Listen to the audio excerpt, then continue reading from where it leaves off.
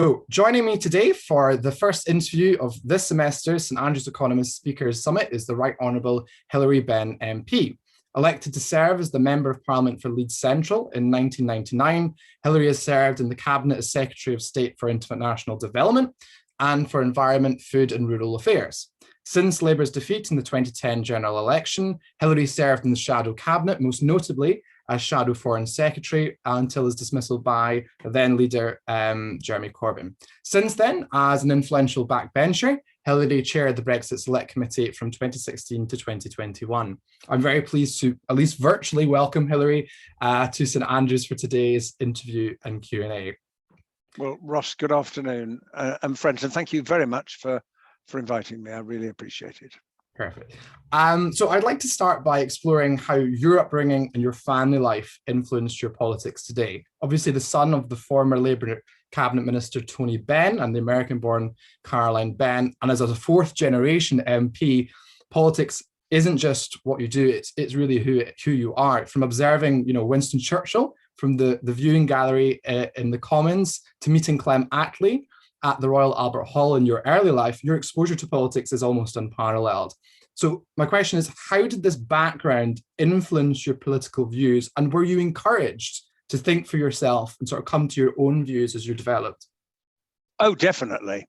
I mean, my dad and my mum were a great encouragement generally. As parents, I've got 4 children. Our single most important responsibility is to love and encourage our children and our grandchildren. That is the greatest gift that we can give. And when I was little, we would talk about what was going on in the world when we were having breakfast, whenever the family got together to eat or to talk. And when you're little, you assume that all families are like your own because it's the only one you know. And then I suppose gradually I became aware of what my father did. And yes, both of our parents encouraged us to think for ourselves and stand up for what we believed in.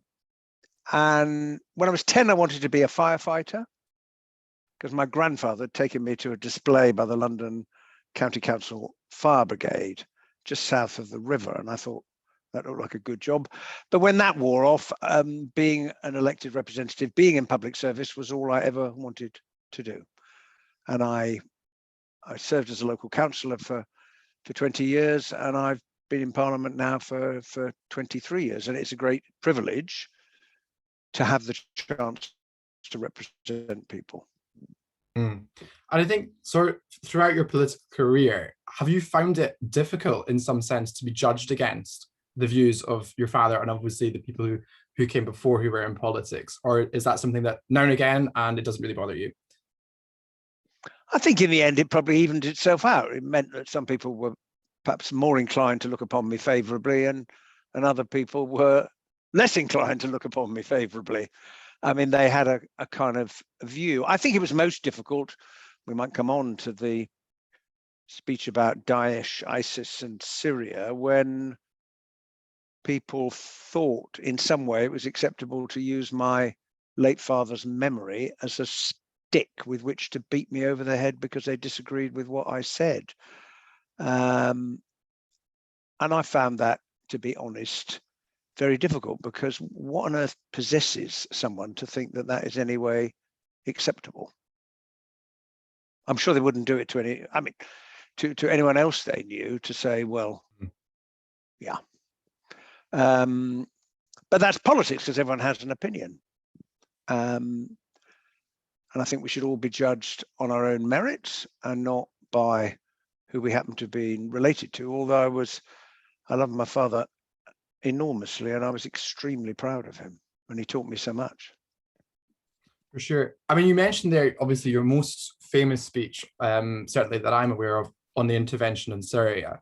And apart from being, a masterclass in how to give a parliamentary speech, it was met with silence on the Labour front bench and cheers on the government benches. So let me take you back to that moment at the dispatch box. To stand in front of your leader and give an address in defiance of his view. How did that feel? Was this a case of you feeling you genuinely were you were saying the right thing, you were doing the right thing, and just letting the consequences take care of themselves? Well, I thought really long and hard about what the right thing to do was to tackle ISIS. And I came to the conclusion, because the thing about that vote and the decision was, I suppose in military terms, it was quite a small step. We were already, as a country, supporting the government of Iraq in fighting ISIS with support from the air. Our aircraft were already patrolling over Syria and providing information, but they were not authorized to engage in strikes against ISIS. And so what the government came to the House of Commons to ask was for permission to do in Syria what we were already doing in Iraq to fight ISIS. And when you come to a conviction that something is the right course of action, in a way, it makes it easier. Now, it wasn't an easy situation. It was a very unusual one, because to have the Shadow Foreign Secretary speaking from the same dispatch box as the leader of a party expressing diametrically opposed views is, to put it mildly, unusual. But it is also important to remember there was no whip on Labour MPs for that debate, precisely because opinion was divided in the parliamentary party as well as in the shadow cabinet. And I mean, I hope my speech spoke for itself. I just reminded people what ISIS had done. I very deliberately called them fascists, because that's what I believe them to have been then and are now. And you face really quite a simple choice. Either you look away and say, I'm really sorry to the Yazidis who had genocide committed against them, to the women who were raped, sold into sexual slavery, the older women who were killed, it was said, because they were too old to sell for sex.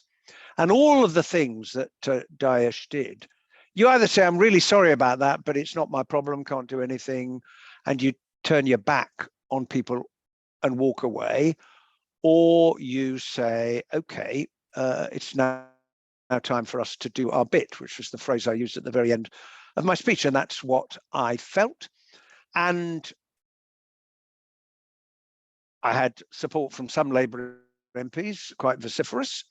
But of course, the Conservatives were going to take delight in the fact that there was this difference of view in the Labour shadow cabinet. But it was a moment for Parliament to make an important decision about what the right thing to do was. And I thought I was doing the right thing then, and I still believe that to be the case. Okay. For viewers who are perhaps not so familiar with the speech which we're referring to, I'd certainly recommend they watch it. But I think it might be useful for me to do this. I want to read a rather striking excerpt from the climax of that speech, which I think resonates strongly in the geopolitical context of our conversation today. So you said, "We believe we have a responsibility one to another. We never have and we never should walk by on the other side of the road. And we are here faced by fascists, not just their calculated brutality, but their belief that they are superior to every single one of us in this chamber tonight and all the people that we represent. They hold us in contempt. They hold our values in contempt. They hold our belief in tolerance and decency in contempt. They hold our democracy, the means by which we will make our decision tonight, in contempt. And what we know about fascists is that they need to be defeated." As I read that excerpt back to you, are you pleased by the UK's backing of Ukraine in response to Putin's invasion? Has the UK really lived up to the ideals of standing up to fascism? Is there more the UK can do? Well, there's more that everyone who opposes Russia's unprovoked aggression of a sovereign country to do. But in a House of Commons which has been divided on so many subjects, particularly in recent years, there has been unanimity of resolution and unanimity of purpose in supporting what the government has done to support Ukraine and to provide weapons.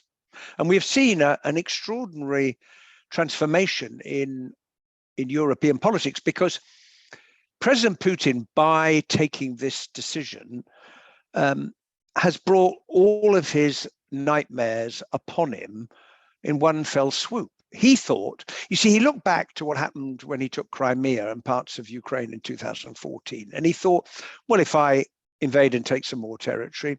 Europe's divided. They won't really respond. There'll be a few token sanctions. I don't have to worry about it. But what has actually happened is that Europe and the United States have stood together. We have seen for the first time in history, the European Union agree to spend money to supply weapons to a country, Ukraine. We have seen the toughest package of sanctions against the Russian Federation and individuals that we've ever witnessed.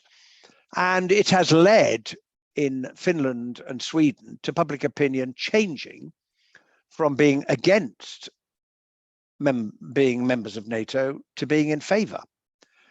And he probably didn't think that all of those things would come to pass when he gave the order to invade. But here we are in 2022, and we have war once again on the continent of Europe that we thought that we would not witness again in our lifetime.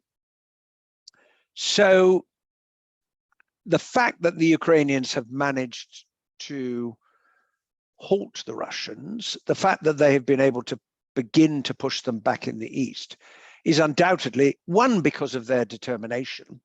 And the other thing Putin has done, saying Ukraine isn't really a country, it's part of Mother Russia, is he's simply cemented this incredibly strong sense of Ukrainian identity. He's brought the nation together to say, we are Ukrainians, whether we speak Ukrainian or Russian, we are Ukrainians. And those things, the current state of play on the battlefield, would not have happened if it hadn't been for the support of the international community, the Germans deciding to increase their defense spending. Again, something that we wouldn't have thought was likely to happen. Now, President Putin has, of course, upped the ante by his general mobilization, but I think he's in difficulty because the expectation that the Russian forces would roll in, they'd be in Kiev in a week, Zelensky would be deposed and replaced by a puppet head of state. None of that has come to pass. And I think he's in difficulty. And the big question is, do we come to a point where public opinion in Russia, the opinion of those in the political system say, this has been a terrible misadventure and we need to change course? Well, that remains to be seen for sure. On one point about the UK is over 100,000 Ukrainian refugees have settled in the UK. Could the government have been more welcoming of refugees? I mean, there's in news this week, there's been reports for those who've settled have faced mounting bureaucratic struggles with education and healthcare, and specifically in the face of the cost of living crisis. There is real concern now of homelessness if the government does not get its act together in providing assistance to sponsors, right?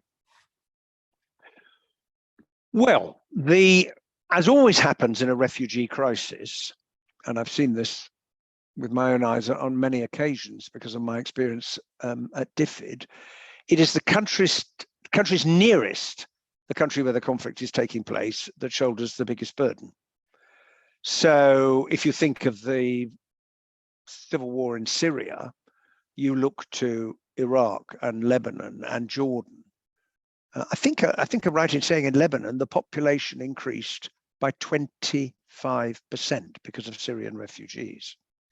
Now that is equivalent to 16 million people arriving in the United Kingdom, 16 million. So set against that, 100,000 is not a large number. Some of them, of course, are still living in hotels. All I can say is from Leeds, the city I have in part the honor to represent, the welcome has been real and warm. And of course, the problems that you refer to have got to be sorted out because people want to be able to get a job and look after their families and so on. If things change in Ukraine, then the interesting question will be how many people want to go home. And in the main, refugees yearn for the fighting to be over. They yearn to return to the place and land of their birth. But the longer they are not able to do that, the more they establish lives in other countries.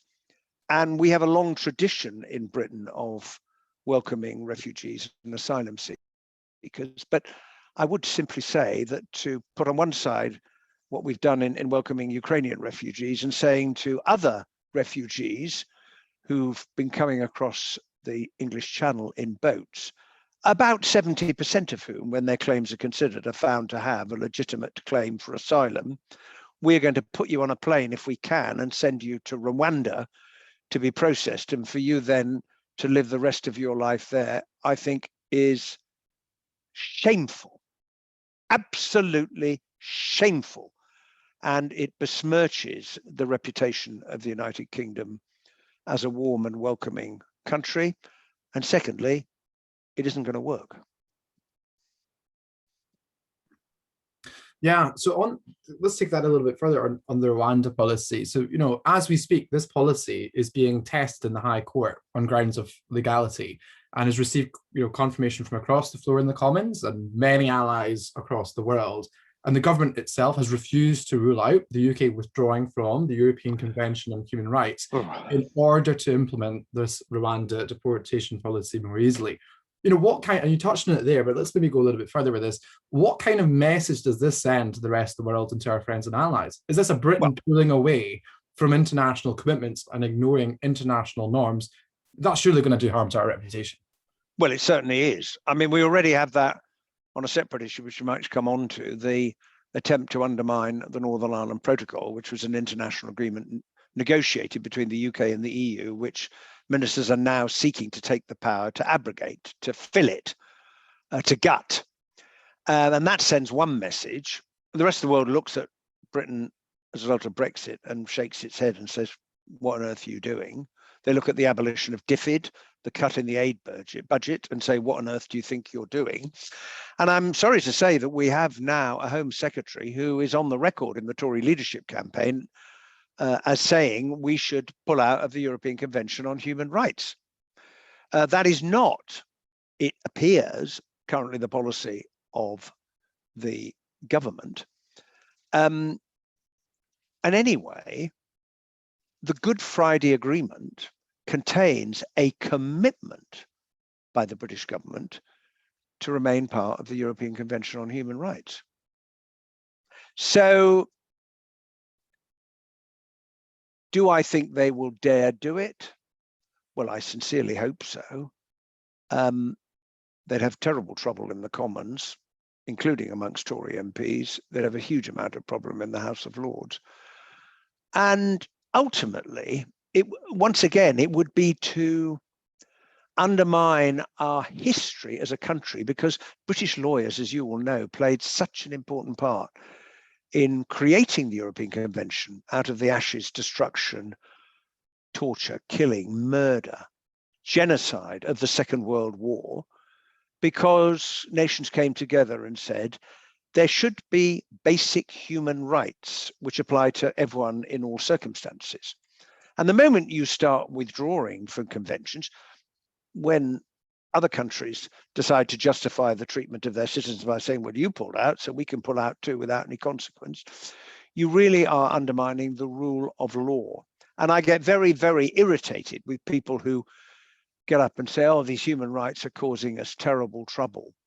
The fact is, human rights, and I'm so proud that the last Labour government incorporated the convention into British law through the Human Rights Act, so that we can go to courts in Britain to exercise our rights, our right to free speech, our right to life, our right not to be detained without due process, our right to privacy. These rights protect every single one of us, whether we hold somebody's view to be popular or not. And it may be someone who you disagree with today, tomorrow it might be you. And it is such an important protection because it allows us to go to an independent judiciary to adjudicate on that. And a country that doesn't have those protections can fall prey to a powerful government deciding that they know best. And it's a really important element of the checks and balances within the British political system, which is this is not an academic point. It's how a democracy works. It's how it functions, which includes a very important principle to do with elections. Sometimes you lose. You lose, and you have to accept that, and you have to get up and fight and hope to win again next time. And that's why what's been happening in the United States of America where apparently 70% of Republicans believe that the last election was won by Donald Trump, when this simply isn't true, makes operating a democracy really challenging and really difficult. And I think that is a big problem that we're having to address as our societies, because how can you operate a democracy when you can't agree who won? In the old days, it was dead simple. This pile, that pile. The bigger pile, that person's won. There's no argument, there's no debate, you can see it. Absolutely. The importance of paper ballots there, for sure. Oh, absolutely. I'm totally opposed to electronic voting. I always say if Gary McKinnon could hack into the Pentagon computer from his bedroom, then I'm afraid I refuse to believe that someone couldn't interfere with an electronic voting machine. A pencil, a piece of paper, and a cross, and the rustle of ballot papers as you go into that count, and you see it independently being verified, and you can watch, is the biggest assurance of all that our democracy is free and fair and without any form of contamination. Absolutely. You mentioned earlier, and I think this is a little bit an interesting sort of contradiction at the moment with the UK. On the one hand, we've got this boost that Liz Truss has announced of 3% of national income for defence spending, but this comes at a time that there's a cut to international aid from 0.7 to 0.5% of national income. This is another sort of international commitment broken, which the government has said is temporary. But indeed, as you've said, this is also in the context of yet another merge between DFID and the Foreign Office. This government tries and talks about global Britain, but is this really about Little Britain now? I'm afraid I think it is. Look, the Conservatives have finally done what Conservative governments always do. They abolish an independent development department and tell it to get back where it belongs, inside the Foreign Office. This is the third time that Tory governments have done this. And I must say, I want to pay tribute to David Cameron and Theresa May, because they stuck with the aid commitment. They legislated for it. They supported an independent DFID, and then Boris Johnson came along. And I think the low point was when, in his statement in the House of Commons, he referred to DFID as some giant cash point in the sky. And I remember sitting there thinking, this man knows absolutely nothing about DFID, its work, its reputation. I had the privilege for nearly 4 years to be the Secretary of State. I worked with wonderful civil servants and wonderful people, politicians, aid agencies, others around the world, humanitarians. And DFID forged this reputation, yes, in part because of its money, and the support that Gordon Brown and Tony Blair gave to DFID and to increasing the aid budget was so important, making aid and debt relief the centre of the 2005 G8 summit in Gleneagles. But we also led with our ideas. DFID had this extraordinary reputation, was widely respected. And this lot come along, trash it, abolish it, cut the aid budget. Well, that's, I'm afraid, the Tories reverting to type. That's the first point. The second point is this. What are the great challenges that we face in the world? Climate change, obviously economic challenges, climate change, war and conflict, and the movement of people around the globe, whether it is to flee a war or because of climate change. Because if we fail to tackle climate change, look at the number of people who live a certain height above sea level. Look at Bangladesh, look at the coasts, the cities around the coast of China. And believe you me, people will not stay where they are living to drown or to die of thirst. They will do what human beings have done since the dawn of time. They will move, and they could be coming to live near you and I.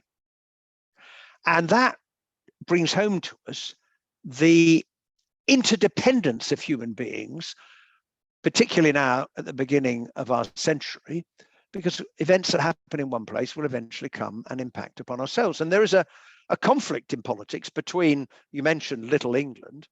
those whose response to all of these challenges to say, well, why don't we just shut the curtains, close the doors, get into bed, pull up the bed covers, and hope that the rest of the world and the future will go away? Well, it isn't going to work.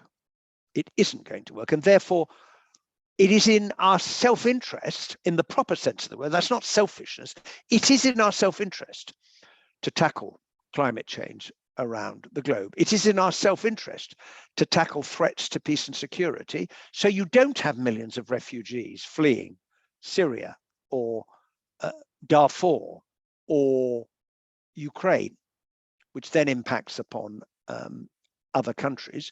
And it is our self-interest to help other countries to develop themselves so that young people growing up in sub-Saharan Africa have an opportunity of a better life, a job, a decent income, the ability to raise a family, for their children to go to school, to get decent healthcare, the rule of law, justice without corruption before the courts, all of the building blocks of a society that leads people to want to commit to it and to stay and to play a part.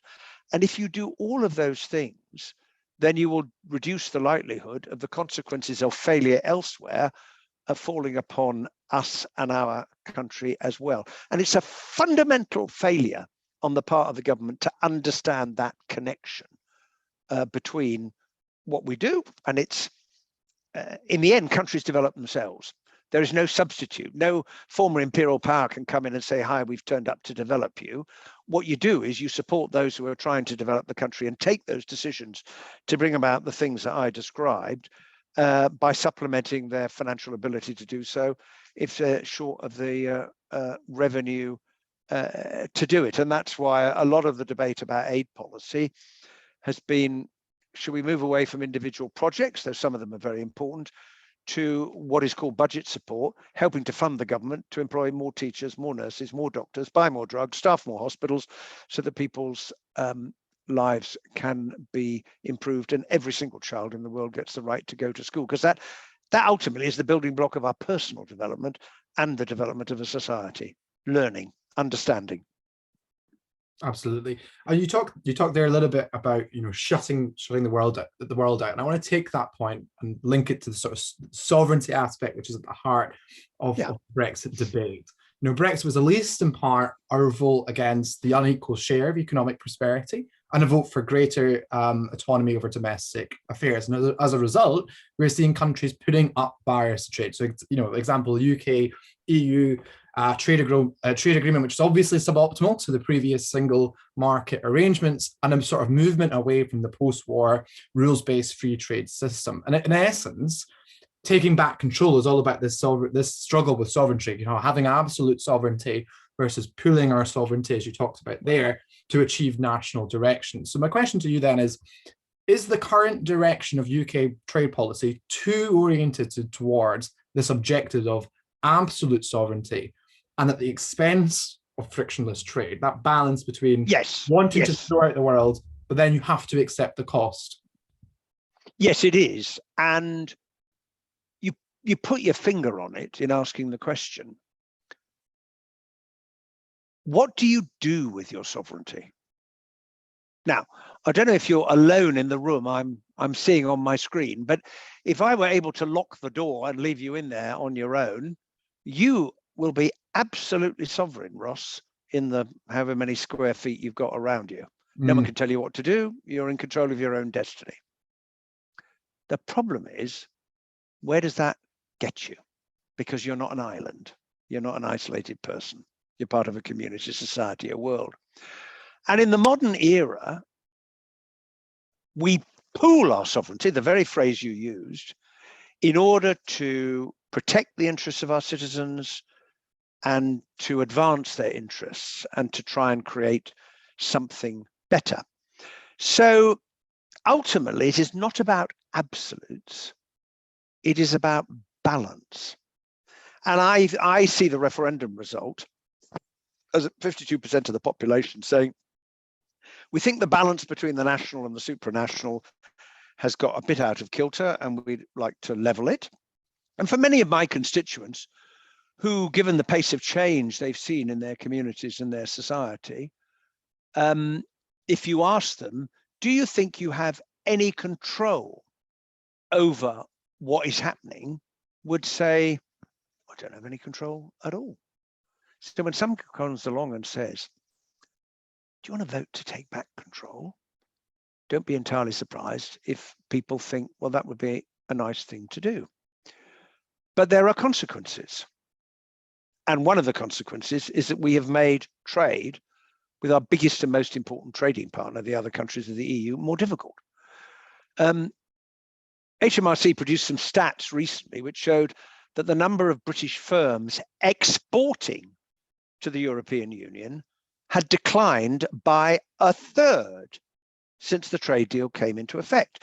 Now, why is that? Mainly small firms who were sending small amounts across the channel, and they looked at the paperwork and the cost and the bureaucracy and the red tape and thought, well, stuff this for a game of soldiers, we're packing it in.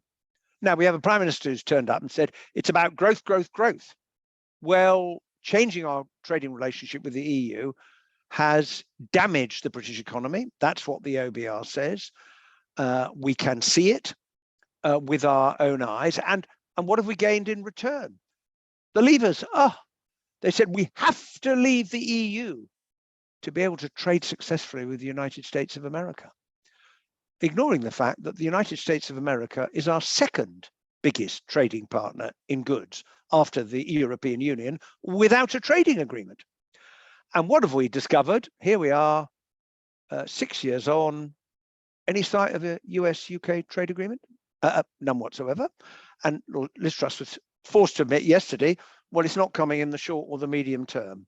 It was a fantasy, a complete fantasy. Or you look at our trade with China. Well, Germany trades 3 times as much with China as we do. They're in the EU, we were. It's nothing to do with the European Union. This idea that somehow we couldn't trade with the rest of the world because we weren't part of the European Union was a nonsense. And I'm afraid as time progresses and people look back on the phrases, there are no downsides to leaving the European Union, only upsides. It'll be one of the easiest trade agreements in history, and all of that nonsense. There are economic consequences. Now, you make your choice and you live with the consequences, but we need to get the Northern Ireland Protocol out of the way because we need to build a new but a different economic relationship with the European Union. And the longer Brexit politics continues to contaminate the relationship between the UK and the EU, the longer it will be before we can start saying to each other, look, okay, Britain's left, but come on, we trade a lot with each other. Why don't we make that trade easier in the interests of us both? Because that's what the mutual benefit of building a new but different relationship would bring.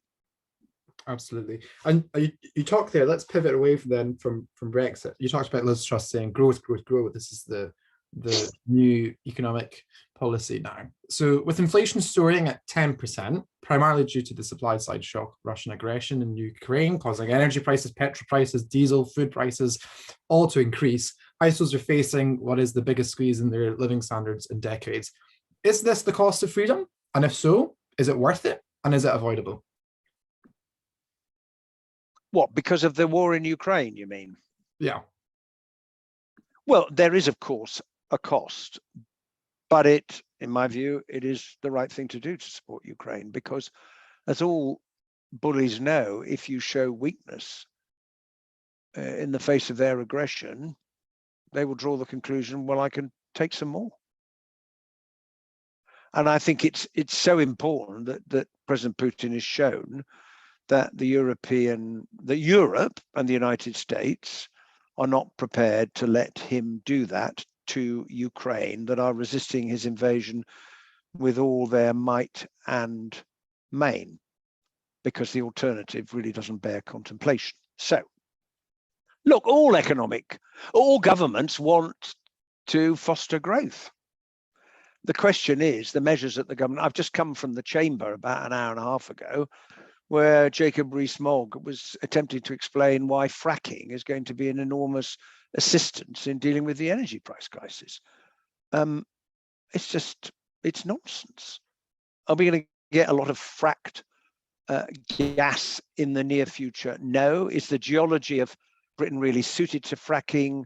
No. We had the former head of Quadrilla, one of the companies set up to frack, saying this isn't going to work. We have the Chancellor of the Exchequer, before he became the Chancellor of the Exchequer, saying this isn't going to work. It's not going to produce anything in the short term. It's a waste of time. And I tell you, the reaction from a number of Tory MPs on their benches to the idea that their communities are going to have fracking imposed upon them was quite something to see. And Liz Truss has said there must be community consent. But every time they asked Jacob Rees-Mogg, what does consent mean? He didn't have an answer to give. So that isn't going to work. I fail to understand how lifting the cap on bankers' bonuses is suddenly going to unleash this torrent of economic growth that has been lacking because of the cap was in place. At the same time, you are making a reduction in corporation tax, which you expect tomorrow. And Liz Truss saying, well, I think I'm willing to do these things to be unpopular because I think I've suddenly discovered the magic road to growth. The truth is, go back to the point about climate change. We have to reduce our dependence on oil and gas for climate reasons. We have to reduce our dependence on oil and gas for the war in Ukraine reasons. There's a huge opportunity to invest yet more in renewable energy. The new heating systems are going to heat our homes, the new cars that are going to transport us about. This is where the opportunity of the future comes. And the countries which get in there first in doing this are going to have a huge advantage in the world economy. And that is really where the government, in my view, should be putting its effort, rather than returning to a reheated version of trickle down, which history teaches us does not work. Absolutely.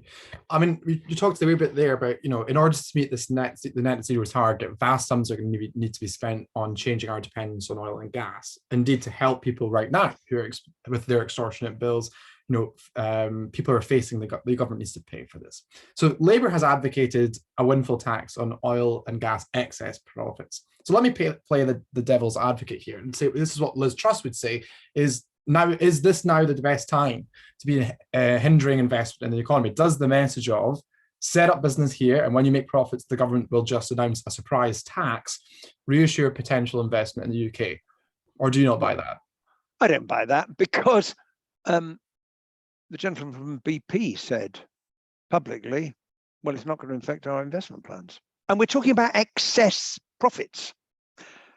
We're not talking about making a profit on return from their production. This is money that they had no expectation of getting their hands on until Ukraine was invaded. So that's the first point. And Liz Truss has decided to say, no, we won't seek a contribution from them, but we'll make all of you pay it back as taxpayers, including my constituents on very, very low incomes. So I think that's a fundamental dividing line between the parties. I think she's wrong.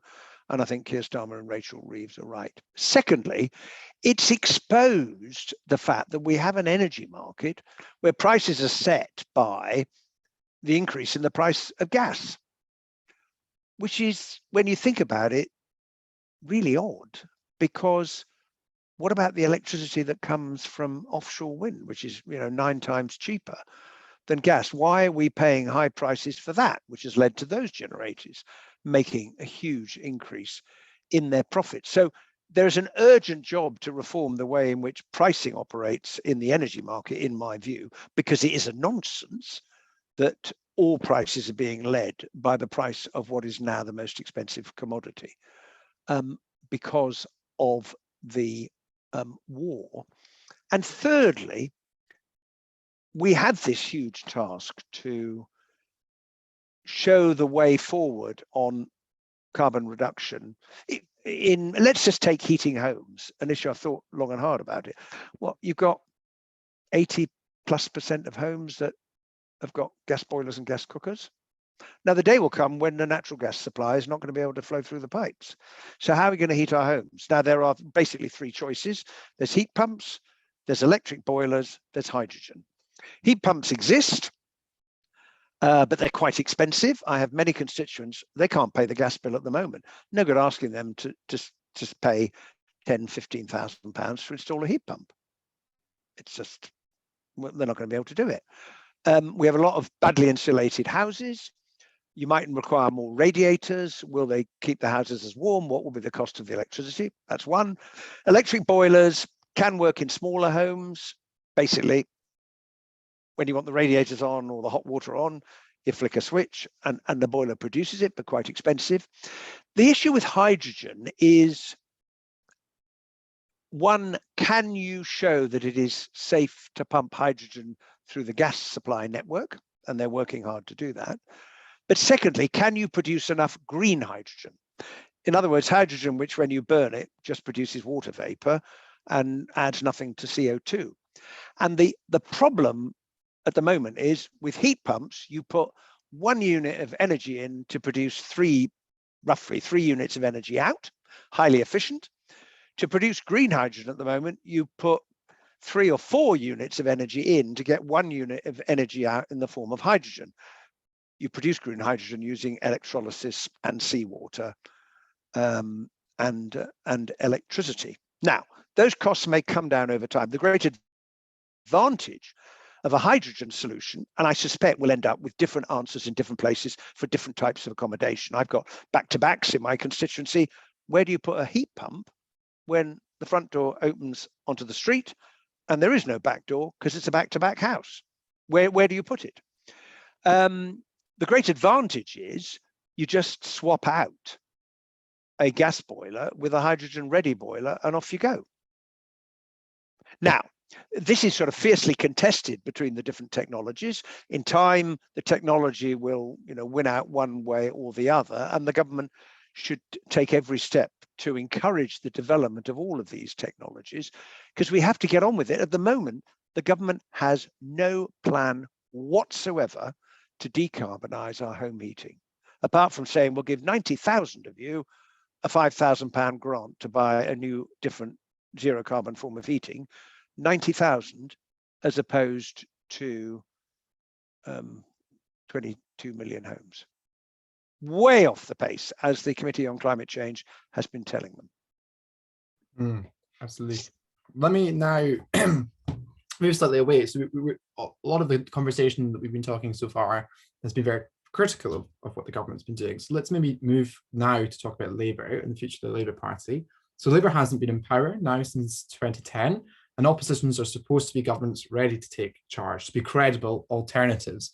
So why then is Labour still, to some extent, perceived as criticising the government and passing resolutions at party conference? And why do commentators keep hearing from voters that they, quote, don't know what Keir Starmer stands for other than against the Tories? Surely in order to win the next general election, Labour can't just be against the Tories. They have to be for something, and voters who are going to lend their votes to Labour have to be voting for that agenda. Of course. Look, ultimately, you have to win the people's trust and confidence to form the government.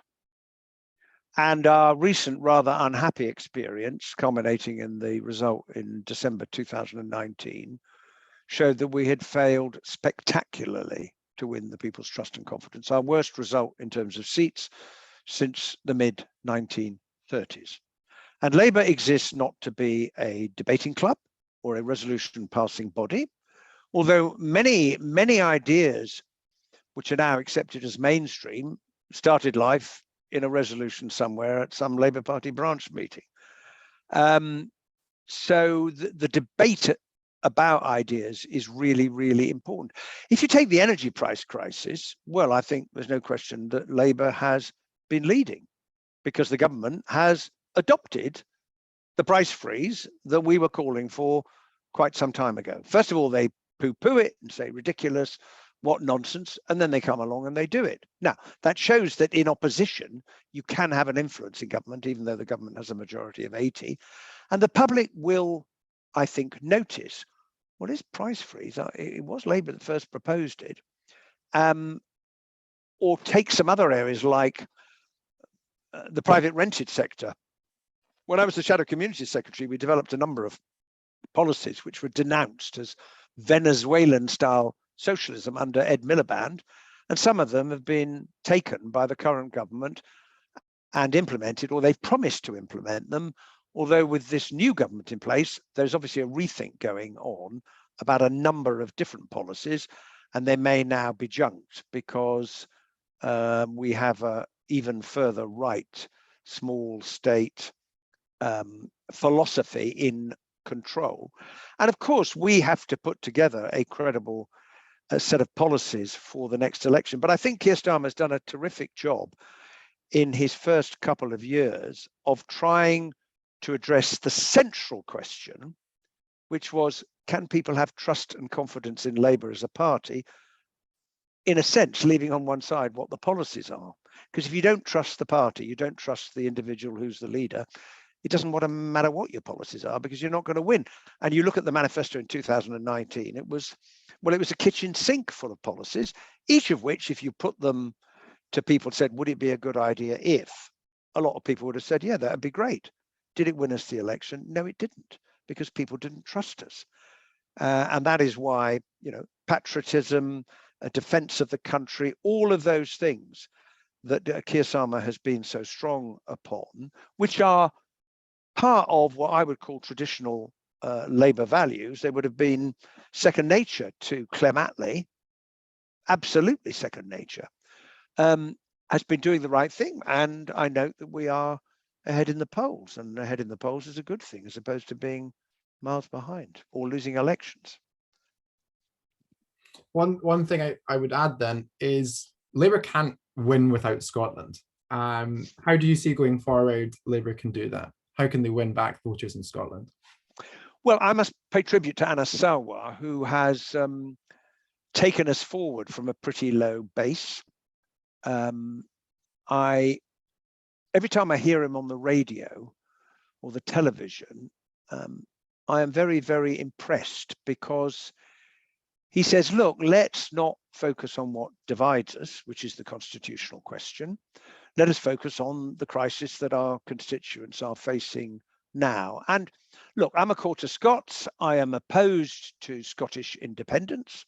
We've had a referendum. The people voted 55 to 45 not to leave the United Kingdom. And I happen to believe the United Kingdom is a very successful union, because when I look at the powers that the Scottish Parliament has got, when I look at the fact that Scotland gets more funding per head of population than we do in Leeds for my constituents, it seems to me that Scotland has the best of both worlds, a huge degree of independence and devolution and control and power, and not all of the powers that the Scottish Parliament's been given, the Scottish Parliament has chosen to use, while always demanding more.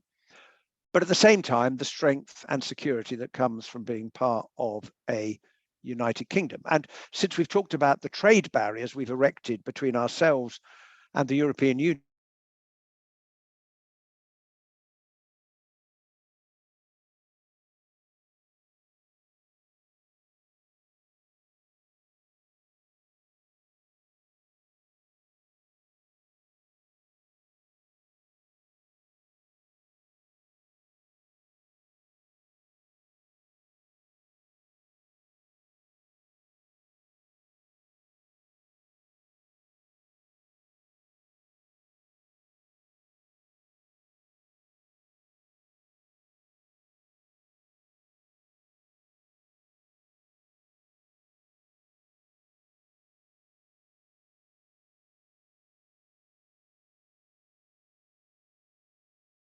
can you hear me?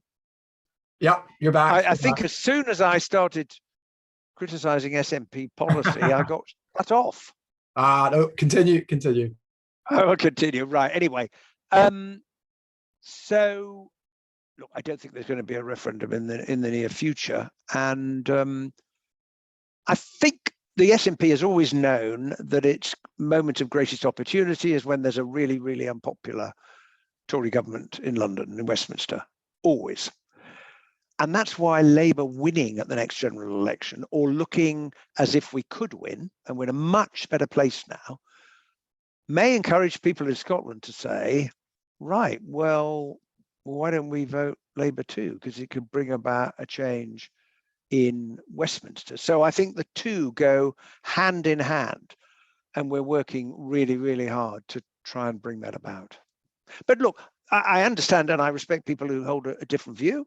I'm not trying to be genuinely not trying to be provocative, but I don't think it's the right thing to do. And sometimes we need to be a bit careful about where nationalism takes us. Obviously, we're talking there that currently the fate of the union is being held in the Supreme Court of the UK as they're trying to test the legislative competence of the Scottish Parliament.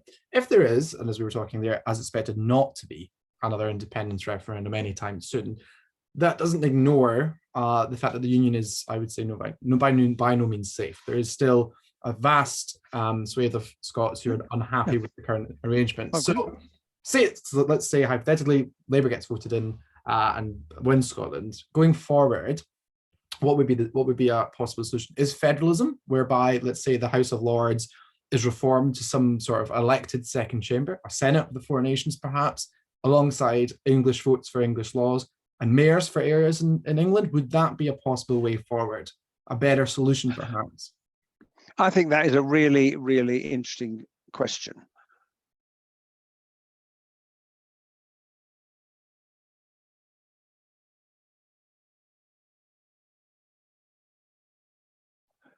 I think that's a very interesting question.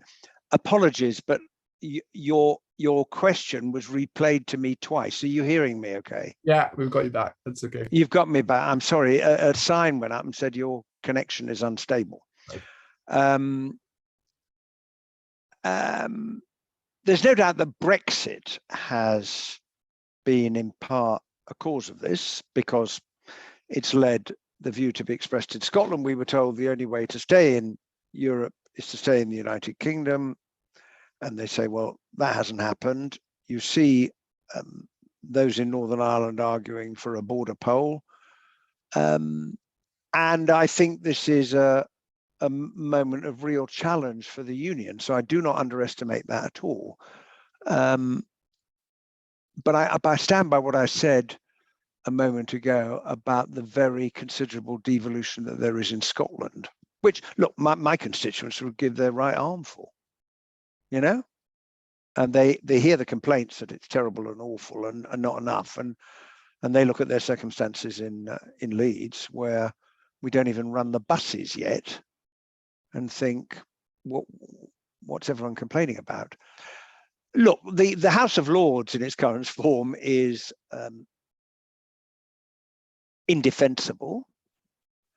And I think that what you outline, a explicitly federal system, could be one way forward. Now, it would mean that the federal matters, defence and other things, would they be exclusively the preserve of the elected federal chamber?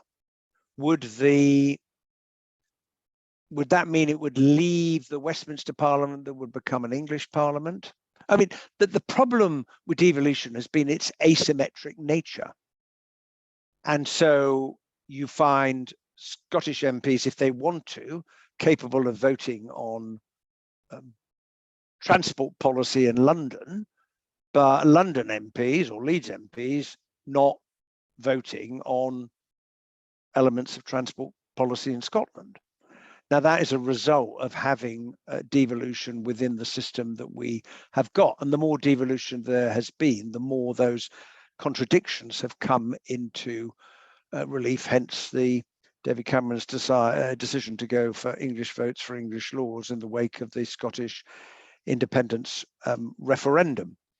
I think it's the time to have that debate, but we keep putting off reform of the House of Lords because it's been very hard to get a majority in the Commons in favour of changing it. I voted on a number of occasions for 100% elected second chamber. I believe you can't have an appointed chamber in 2022 in a country that calls itself a democracy. It's an absurdity. But getting everyone to reach agreement on what that new constitutional settlement might look like is a huge task. But that's an argument for getting on with the conversation. For sure. Cameron, May, Johnson and Truss. Britain is going through prime ministers on average every 3 months. is Britain Yes. ungovernable?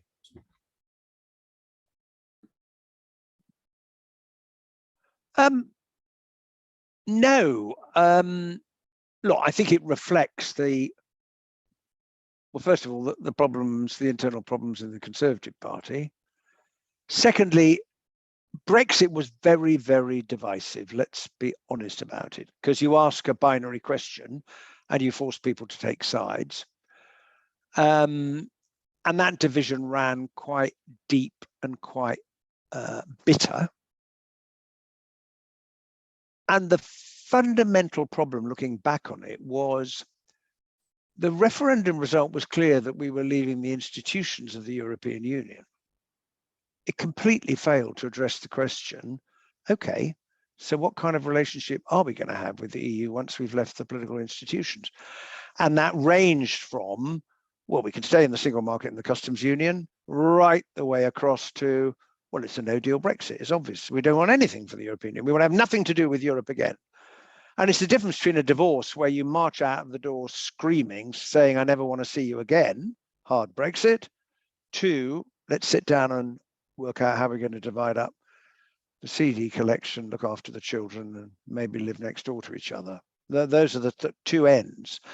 And during that period, after Theresa May, in my view, had made a fundamental mistake in announcing in that speech, we're leaving the single market and the customs union, which I think came as a surprise to a number of people in the political system, including in Whitehall, because you have leavers on video saying, I'm in favor of leaving the European Union, but no one is suggesting that we're going to leave the single market. I can think of the leavers who said that. And suddenly, what leaving meant became bitterly contested, and the referendum result was no guide to what the people felt about that choice. And I mean, that's why I put forward, well, first of all, there was Yvette Cooper's bill and then mine, what became known as the Benn Act, which said to the Prime Minister, whatever you do, you can't leave without a deal. And I took my, I suppose I took my authority for that, apart from the fact the House of Commons passed the legislation, back to the Leave campaign, which said, don't worry, we will get a deal with the EU. We won't do anything precipitate. We'll negotiate a new trade agreement. And my argument was, that was the prospectus. That's what they promised. We're just holding you to the promise that you made to the voters when you urged them to vote Leave. So that's the second reason. And the third is Theresa May called her strong and stable election, lost her majority. And for that extraordinary period, the government was in the almost unique position of not controlling the House of Commons. So bills never appeared because they had no idea whether they were going to get through. And Parliament, quite rightly in my view, decided, well, if the government can't provide some leadership, we will. Now, some constitutional experts said this is shocking, backbenchers taking control of the order paper, that phrase, as if there was something improper about it. No. On a Friday, when we passed private members' bills, backbenchers have taken control of the order paper. We're doing it on a Tuesday, a Wednesday, and a Thursday in addition. But it was an extraordinary time and an extraordinary period.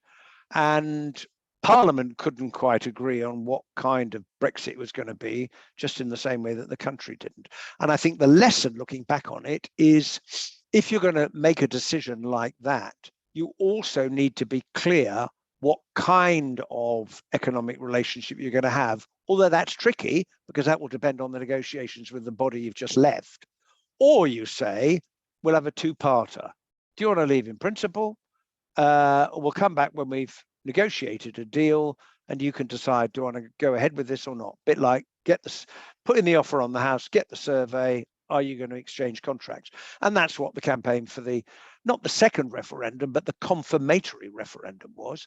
And people got very angry because they said, you're trying to undo the first one. Well, how could you be undoing the first one? Because if people decide, you know what, on balance, we don't want to go ahead with this, that's what the people have decided, because you are following up one exercise in democracy with another. And no democratic decision is is etched into the records in perpetuity. We have elections, well, I was going to say every 4 or 5 years. More recently, we've been having them much more often than that, haven't we? For sure. I think to almost finish up, certainly my questions to you, we talk only 3 days after the funeral of our late Queen, Her Majesty Queen Elizabeth II. In the space of just a few weeks, the UK has had 2 monarchs and 2 prime ministers. It's extraordinary time. Yep. At this critical juncture in our country's history, at the beginning of this new era, can you give an assessment on the system, the state of the system of constitutional monarchy in the UK going forward? Well, there was huge respect and affection for the late Queen. And I think even though everyone knew this day would come, it was still a great shock. And the nation lost its favourite, most well-known great-grandmother. That's what happened. And it caused all of us, as these big public events do, to reflect on the losses that we ourselves have experienced in our own families, brings back all of those memories. And the new king has obviously worked very hard during the period of mourning. And I think it's difficult for a family. This is a private loss and a private grief that is borne publicly because of their public position. And I think that is a very, very difficult thing to do for anybody. And I think the monarchy is fairly popular, not uniquely so, and everyone is entitled to their opinion. But when I'm asked, are you in favour of the monarchy? I say, well, you might not start from here, but I've got a much, much, much longer list of things that we ought to be focusing our attention on than that. I would make some changes myself to the powers, the notional powers that the monarch has got. But I think a lot of the public would say we'd prefer that to a contest between Boris Johnson and Nigel Farage as to who's going to become the president of the United Kingdom. Not a choice I fancy myself. I reckon that'd be pretty rejected all around. One last one for me. The Hilary Benn diaries, are we to expect them anytime soon? Oh, crumbs. Now I do suffer from I've christened it the name chronocleitis archivitis, which is a compulsive urge to keep and to record and to write. My father was similarly afflicted. And the British Library now have the full uncut version of his diaries, which I think runs to about 20 million words. And they're trying to archive and catalogue his papers as we speak. I have kept a diary every day since I was 8. So who knows? But for the time being, I'm busy getting on with my job. Wonderful. I thought I just slipped that in at the end there. Yes. Thank you very much for that conversation. So much was covered and so interesting as well. I will pass over to Ming, who will hopefully moderate if there's any questions from some of the people who are watching. Ming? Sure, yeah. I don't think we've had any in the chat so far, but I'll wait for people to come in. But just one from me. So throughout all of your roles in government, you've held many positions. Which role have you found the most interesting or the most enjoyable, and why did you find that one particularly your favorite? Well, they were all interesting in different ways. I was the Minister for Prisons and Probation for a year in the Home Office. I had never been in a prison before in my life. So I queued up outside Leeds prison at the end of my first week in the job. And in all of the jobs that I did, I learned a great deal. I suppose if you pressed me, my time at the Department for International Development was the most fantastic privilege because I learned so much. I I came to realize how ignorant I was. You don't often hear politicians saying that, but I mean ignorant in the proper sense of the word. I did not know. And I learned and I came to understand more. And the thing about ministerial jobs is, unless you come in a new government that has worked out its program and you've got a list of things that you want to do, if you come into a department, you're new, you may not be an area you've worked in before, the civil servants all look at you earnestly. My dad used to joke. They would gaze at him and say, "But Minister, we only wish to know which way your mind is moving." And he would say, if only they knew that my mind was completely stationary, because I hadn't given the subjects they were asking me about any thought yet, because I've only been in the job 5 minutes. And it takes time to form a view. You go out, you meet people, you ask questions, you test views and ideas, you look at what's working, what isn't, you try and change things. And it was an extraordinary time. And if you ask me, I mean, two things I'm particularly proud of. One is in looking at humanitarian emergencies, because that was part of my responsibility at DFID, whenever one happened because of natural disaster or war, the UN would issue an appeal for money to respond. And I thought about this, thought this is a bit odd. I mean, if there was a fire today at St Andrews and you rang up the fire brigade and they said, well, we're there as soon as we can, put down the phone, and then they issued an appeal for ladders. Can someone fund us for some diesel to put in the tank of the fire engine? Anyone got any helmets and flame-proof clothing? I thought this is ridiculous. So I proposed that we should set up a fund so the UN would have money to get going with, while it then appealed for more money, depending on how big the crisis was. And I went to New York, I proposed it at the UN, and the Central Emergency Relief Fund, the CERF as it's called, was established. Britain was the biggest donor, other countries chipped in. And that came directly out of my experience looking at the way the international system worked in dealing with crises. So that's one. And the other was the establishment of the South Downs National Park, because the post-war Labour government, amid all of the challenges, cold, energy crisis, huge debt, destruction, the aftermath of the war, passed the National Parks Act and legislated to preserve beauty for posterity. Now that is vision, and that's political leadership. And a man called Arthur Hobhouse had drawn up a list of the beautiful places in England he thought should be designated as national parks. And by the time I arrived at DEFRA, all of them had been designated bar one, which was the South Downs National Park that was being considered. And one day I came into work and there was this enormous pile of papers on my desk. And I said, what's that? And they said, well, it's the second inspector's report on the South Downs National Park. And you've got some decisions to make, because there's a number of parts of the proposed park where he says it's up to you to decide whether to include them. So I said, okay, well, we better go take a look. And this horror passed across the civil servants' faces, and they said, Minister, what do you mean go and take a look? Well, I'm going to go and take a look. If I'm going to decide whether the land is of national park quality, I'm going to look at it. But you can't do that. Why can't I do that? Well, because you're acting in a quasi-judicial capacity. So, well, you might meet someone, and if they say you should keep this in or take it out, you would be unduly influenced, and other people would have a right to complain, and it could all end up in court.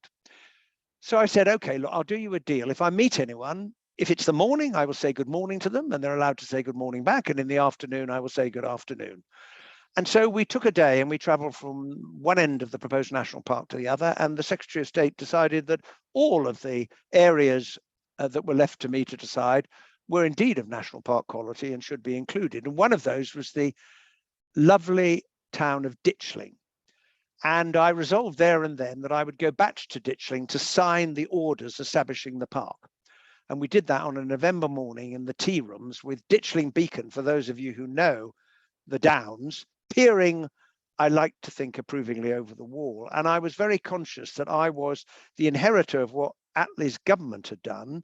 And I was the last of a long line of ministers who turned the national parks into reality. And when I looked in the faces of those who've been campaigning for this outcome for many, many years and saw the smiles on their faces, I thought that is a good day's work. That's great. Thank you so much. So we've got some more questions now in the chat. So Right. first, Oh, should I look at? Oh, can I look at the chat and see what yeah, they I are? can read them out as well. So first from Abigail Byrne, so how does Hilary think Labour can win back seats in Scotland and the North at the next general election? Do you believe that there's a specific policy that can win back the Labour support in these seats that used to be part of the Red Wall? Well, I've tried to answer part of that in relation to Scotland when Ross put that question to me, and I would say in Scotland, just not being the Conservatives might be a benefit depending on how Liz Truss's premiership turns out. In the North, there was a lot of talk about levelling up by Boris Johnson. It doesn't figure very prominently in Liz Truss's priorities. And she's a prime minister who says you should all pay for the energy price crisis over time as I borrow. And meanwhile, I'll be relieving bankers of the onerous burdens that we have placed upon them by placing a cap on their bonuses. Now that tells you about your values and your priorities, but ultimately you look at those questions: economic growth, incomes. There's a huge reduction in people's real incomes. We're in the middle of a terrible economic crisis, and the state of the health service, because unless social care is fixed, and I would say a policy for social care is probably the most important, because if you don't fix social care, hospitals will continue to be full, people will continue to wait in A&E, and ambulances will be unable to transfer their patients into an A&E because there's no space, which means they can't go out and answer the next call, which has led to some of the horror stories that we've heard where people have been lying on the floor for hours waiting for an ambulance to arrive. So when I think back to 97, in the end, the people had had enough of the Conservative government. They looked at the things they wanted addressing: the state of the NHS, the state of education. So some things never change. They looked at Labour's policies and thought, well, that makes a lot of sense because we've had enough of public squalor and private affluence. It's what the 1990s were about. And they voted for a change. And my mum always used to say there are two types of general elections, H. There's steady as she goes, where you keep the current lot in power, or time for a change. And we're striving might and main, Abigail, to make next time a time for a change election. Now, the next question, can everyone see that? Yeah, we can see it. I'll just read it out. So it's about Okay. just about the monarchy's relationship with the government. So Bryn's asked, obviously King Charles seems to be keen for supporting and pushing for policies which support a greener Britain. So how much influence do you think the monarch's interest in a policy actually has on government, or is the monarchy truly, apolitical? From your experience in government, have you seen the monarchy having an influence on policy at all? Well, look, King Charles, as he now is, has had a long-standing interest in climate change and the natural environment. And I talked to him about these matters when there was the Environment Secretary, because he had a lot of views that he wanted to express to me. And he's been an advocate of them at a time when it wasn't as fashionable as it is now. And I think he deserves, frankly, great credit for that. When some people were scoffing at him, he has been proved right, as a lot of other people, in saying we have a climate crisis, we've got to address it. Having said that, there is a big difference between being the Prince of Wales with an interest and charities and organisations you can support, and being the king. And I'm sure that King Charles, as he now is, understands that absolutely clearly, as his mother did. And the monarch must be above the cut and thrust of daily politics.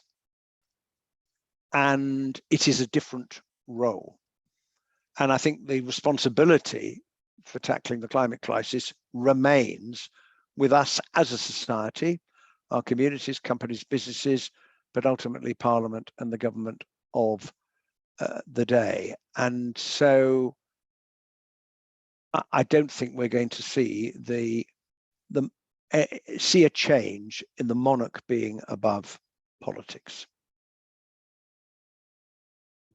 That's great, thank you. I think that's all the time we have for the questions. So Well, I'll you've been all been jolly Mhm. patient. I'm sure you've got much better things to do, but it's been very, very nice to talk to you. And thank you for your 2 questions, Brynna and Abigail, and Ross. Thank you for your interrogation, which I enjoyed enormously.